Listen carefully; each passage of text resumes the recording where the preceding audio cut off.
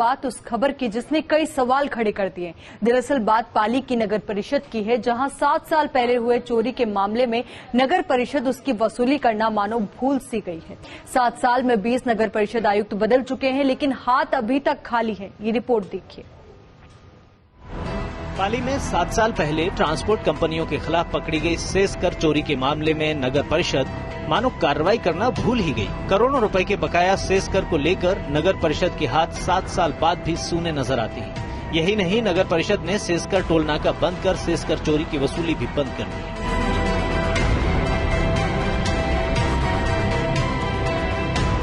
दरअसल साल 2015 में नगर परिषद में ट्रांसपोर्ट कंपनी के सेस कर चोरी का मामला नगर परिषद पूर्व चेयरमैन महेंद्र बोहरा ने पकड़ा। 2017 में तत्कालीन आयुक्त सौरभ स्वामी ने जांच रिपोर्ट के बाद दोषी ट्रांसपोर्ट कंपनियों की संपत्ति कुर्क करने के आदेश जारी किए। मकान और गोदाम चिन्हित भी किए गए, लेकिन पूरी रिपोर्ट तैयार करने के बाद मामला अटक गया। मामले में कोतवाली में मुकदमा भी दर्ज हुआ, लेकिन कार्रवाई कुछ नहीं हुई। सूत्रों की माने तो नगर परिषद में सेसकर चोरी की फाइलें भी गुम हो चुकी हैं।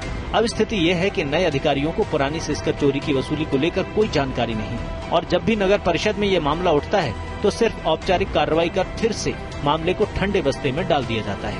तो पॉल्यूटेड वाटर जब ये मशीनों से और फैक्ट्रियों से निकलता है प्रोसेस से, उसका ट्रीटमेंट किया जाता है। तो उसके लिए एक सेंट्रलाइज ट्रीटमेंट के लिए एक कलेक्शन फाइनेंशियल व्यवस्था के लिए एक सिस्टम बना रखा है। भाई कपड़ा कोई भी बाहर से आता है उस पर सेस लगाई जाती है, और उस सेस के माध्यम से वो सेस एक साथ नगर परिषद कलेक्शन करती है।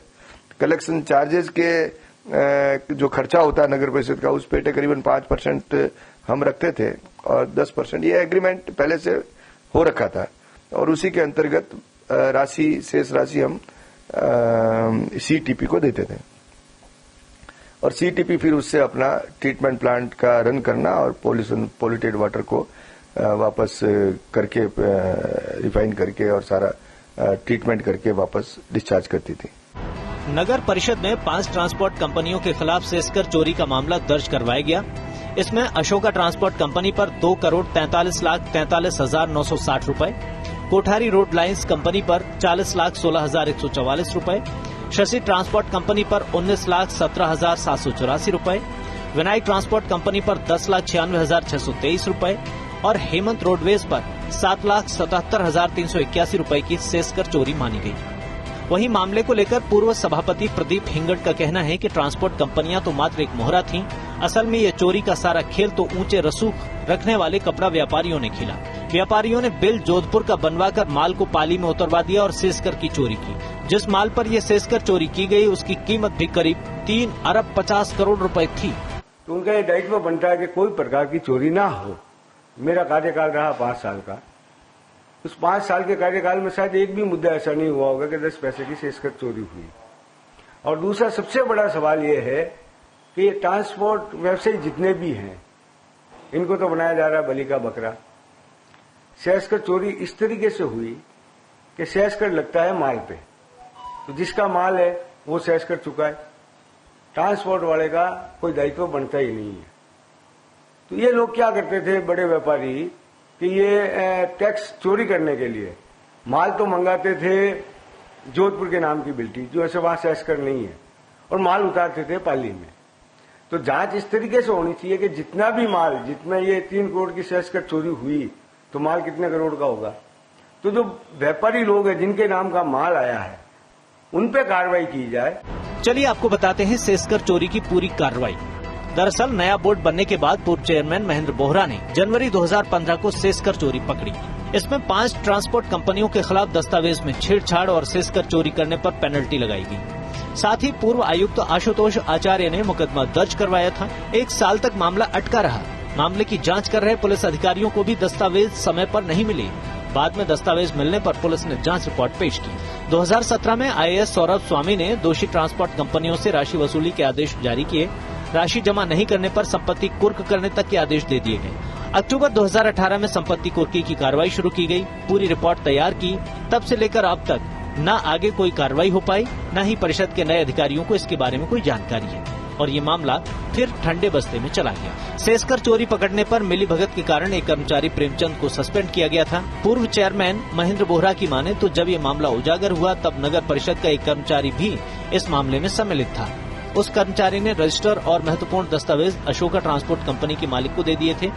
जानकारी सामने आने पर उस कर्मचारी को सस्पेंड कर दिया गया था। सेसकर चोरी का मामला उजागर होने के बाद 7 साल में 20 आयुक्त बदल गए, लेकिन अभी तक वसूली नहीं हो पाई। वर्तमान में पाली नगर परिषद में आयुक्त के पद पर ब्रिजेश राय को नियुक्त हुए भी करीब 10 महीने बीत चुके हैं, लेकिन उन्हें भी इसकी कोई जानकारी नहीं। फर्स्ट इंडिया टीम ने जब इस मामले से उनको अवगत कराया तो उन्हें परिषद कार्यालय में इस मामले से जुड़े मूल दस्तावेज भी नहीं मिली तो मात्र कुछ फोटो कॉपियां। अब आयुक्त उन्हीं के आधार पर कार्रवाई को आगे बढ़ाने की बात कह रहे हैं।